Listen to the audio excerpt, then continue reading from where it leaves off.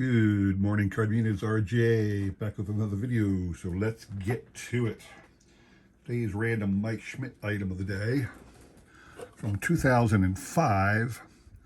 Nice big 8.5 by 11 autographed picture, card, whatever you want to call it. 2005 Upper Deck Portraits. This particular product, it wasn't just these 8.5 by 11 or 8 by 10, whatever you want to call them, but it was a card set and all kinds of, 2005, there's all kinds of random inserted relic cards and autograph cards and everything. It was a standard set of 100 cards, but also they had this thing. I'm assuming this was, I'm not sure how it was done because this looks, I don't know how it was released, because this is oversized to be put in a box of cards. So maybe it was a relic, or what do you want to say, a redemption card inserted, I don't know.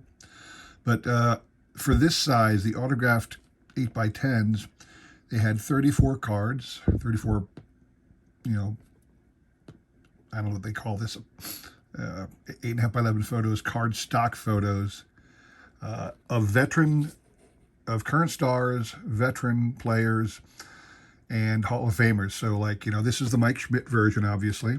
Great signature, also sticker signatures, but that's okay. But they had Nolan Ryan, they had Cal Ripken, so a lot of Hall of Famers represented, even back as far as Duke Snider and Stan Musial signing it. They had veteran non-Hall of Famers like Dusty Baker and Don Mattingly, and they certainly had some of your current greats from 2005 era. So that is my 2005 Upper Deck Signature Portraits 8 by 10 card stock photo. There you go. Really cool little thing. It's not serial numbered. It's just however many they issued. So I don't know the print run. Random baseball item of the day. Many of you have seen this from John Jabs over the Past is Alive, one of his favorite images. And it's the Dennis Cook back from the 1993 Upper Deck, but he made this one into a coaster. I picked this up at his store a year or two ago before. It opened and closed really quickly, sad to say, but at least I made it out there one day, and he was nice enough. I bought several things, and he was nice to throw in a coaster for me. But I was looking through some old baseball cards recently, cards that were the photo packs you buy at the stadium for your team. In this particular case, the Phillies had an agreement with a local snack cake brand called Tasty Cake, kind of like your Twinkies or Drake's or Hostess out there, wherever you may be. Tasty Cakes is a local brand, but I found this card of a guy named Von Hayes, veteran Phillies player, but his eyes had the same effect on me. He's got that grin, and he's got these wide eyes, and it's like he's forcing a grin on himself, and I thought that was similarly freaky. I mean, Dennis Cook's a lot more freaky, but Von Hayes there, he's hiding something in that picture. I just thought that was interesting. And the back of these cards are really weird. It had these sayings like, this person said that. Well, no, I'm sure they just slapped something on there and put his fake signature on there. But I just thought this image was quite funny. I wanted to show it off to you. Today's trivia question, I'm going to put a pause on there. We'll come back to that in a second. But what I want to show off today, talk a little bit about, are the Negro Leagues. So I have two sets. I have two sets in my collection that are dedicated to the Negro Leagues. One is, I believe, from the 1980s. This is 1986 Larry Frisch Card Company. Now, if you're a veteran card collector, you know Larry Frisch cards, because Larry Frisch was one of the first big-time card dealers who made a big deal out of mail order. And he had a website later on, past the 80s, were the infancy of websites. So you didn't have a lot of internet activity back in '86. But he advertised in the back of every sports-related publication or baseball card, Beckett magazine, everyone that ever came out. Larry Frisch was vehemently advertising his services because he's got a warehouse. I think today he's still in business. He's up in like Wisconsin or Minnesota, up in the north central part of the country. Still warehouse upon warehouse of cards, everything, and you could get anything you wanted practically from Larry Frisch. And then he would start creating, every once in a while he created his own set of cards. There's a couple I have, a couple more I want. But this you can see on the back. I'll hold it there for a while. It's really small print. Lets you get a sense of who's in this set. A lot of Hall of Famers, but certainly what's great about these sets is I love that you have a set like this that honors members of the Negro Leagues who otherwise would have been long-time forgotten individuals, okay? So, I'm just going to show you a couple. They're very, very rudimentary cards. They're not pretty. The whole set, this whole set can be had for like 20 bucks, maybe less. But Buck Leonard, Hall of Famer, okay, so first, the second card in the set, Ted Page. Nobody in the world would know about Ted Page unless you were, a diehard fanatic about the Negro Leagues, unless you picked up a little set like this and read the back and found out who he was and what he did. Here's a great cool Papa Bell card. Then they do some of these group photos. Oscar Charleston, Josh Gibson, Satchel Paige, and Judy Johnson. All four of these guys ended up in the Hall of Fame. There's a Judy Johnson by himself. I'm not going to go through them all, but they even had early cards of some of the eventual major leagues in their Hall of Famers. So it's a giant set. They even had Jackie Robinson in his Negro League days. So it's 119 cards, big name and small name players. But for me, it was a huge historian of the game. I love learning the history of everything about baseball, including things like the Negro Leagues, which, a lot of people know that Irvin card. A lot of people know there's a book published a long time ago called Only the Ball Was White, talking about the Negro Leagues. But there's been many, many, many publications about the Negro Leagues since that time.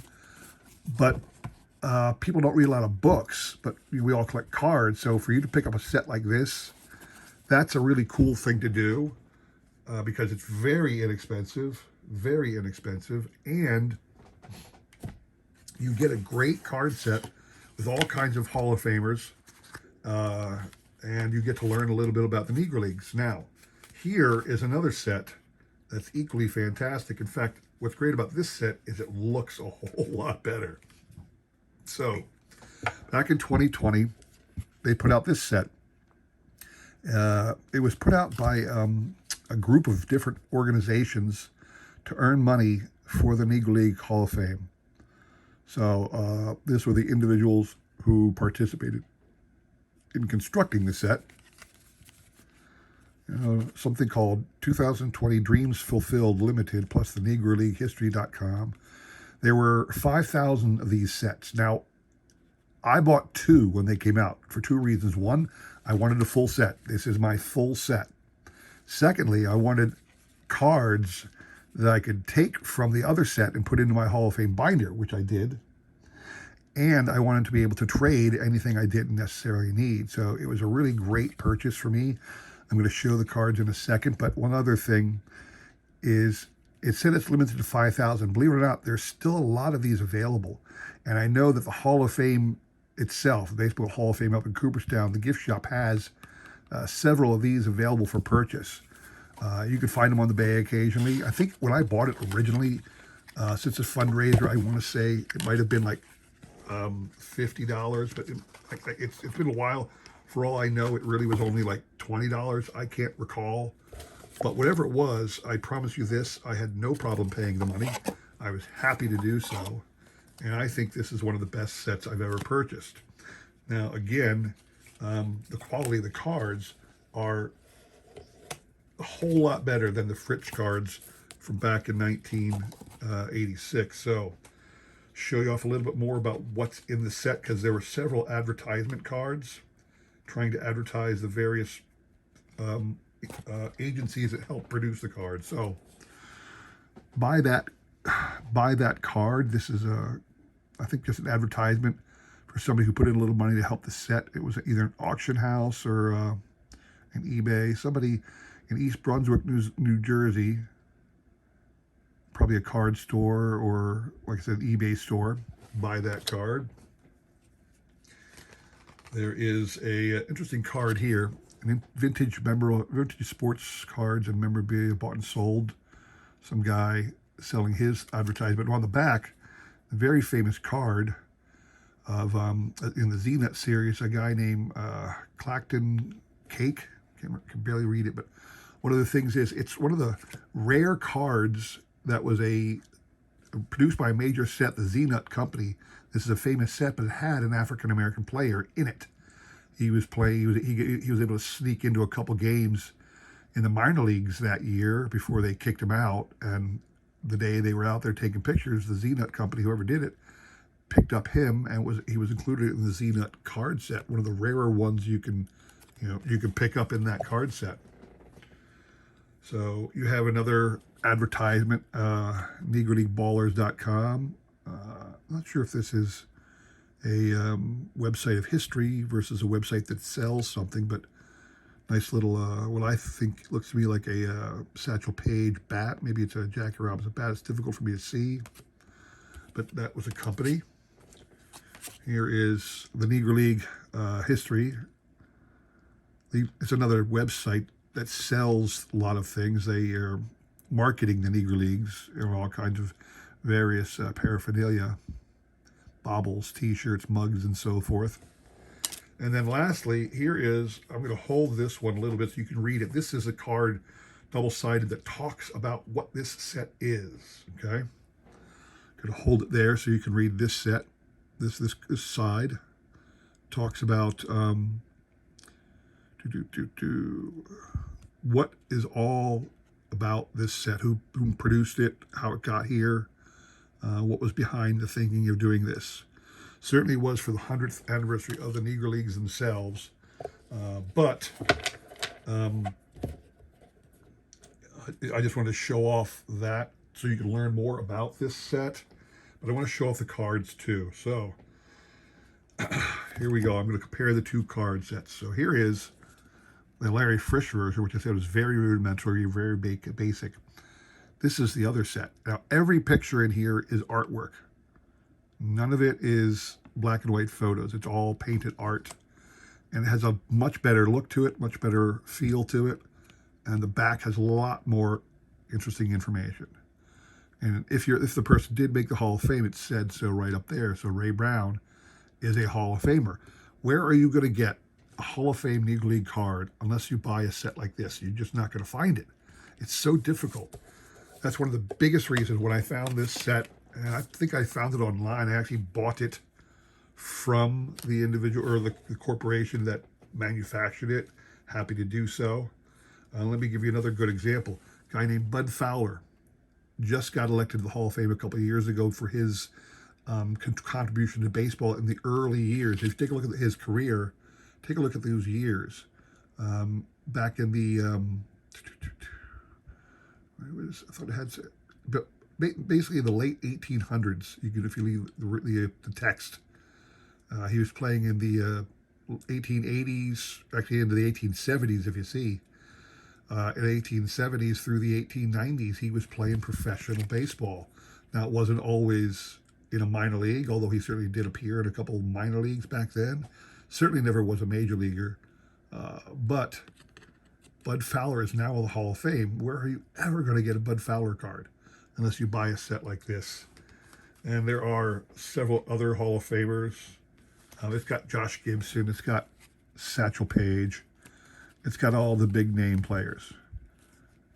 And again, like the other one I showed you, I love reading the backs. You find these names you've never heard of. Andy Cooper's a Hall of Famer. All these different names you've never heard of.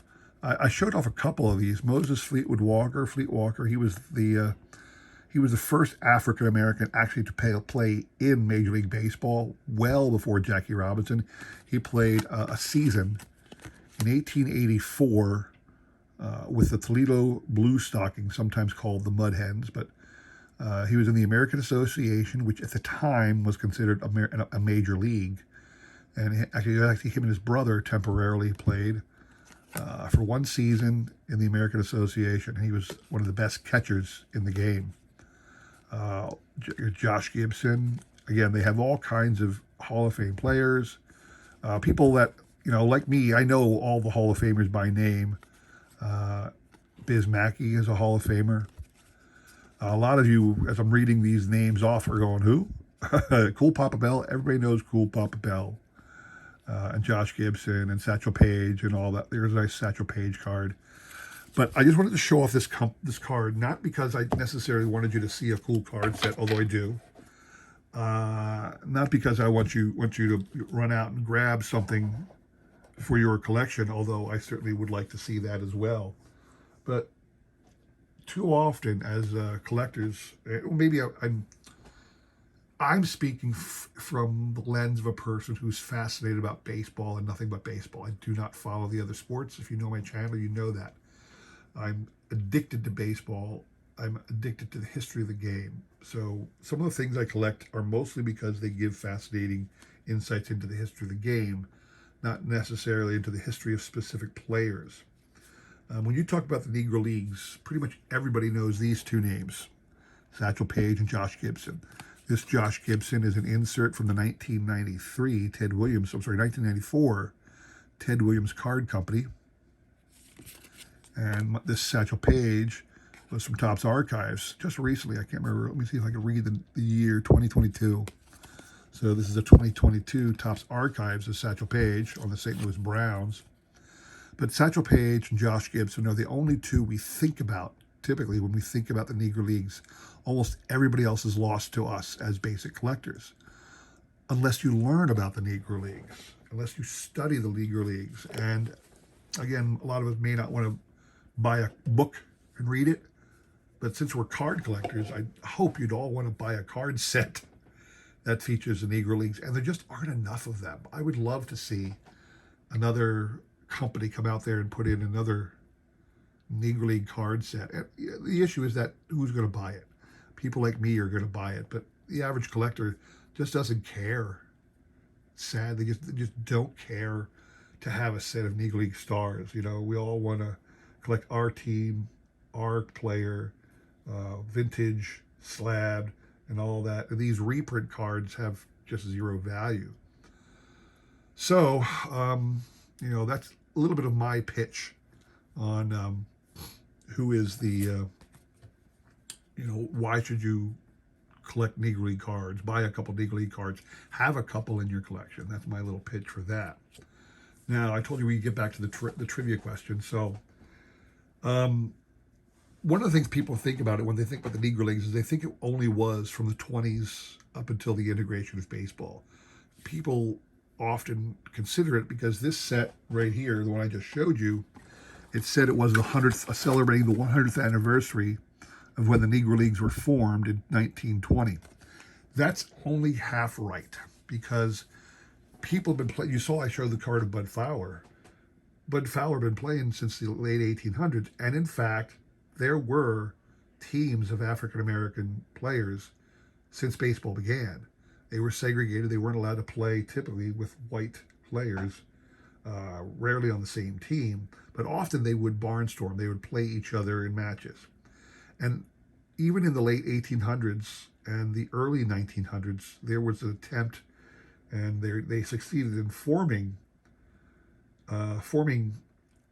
Negro Leagues. It's just that they didn't last long. It wasn't until that 1920 time when a group of individuals formed the Negro League team, and that Negro League team, a Negro League, and that Negro League actually lasted.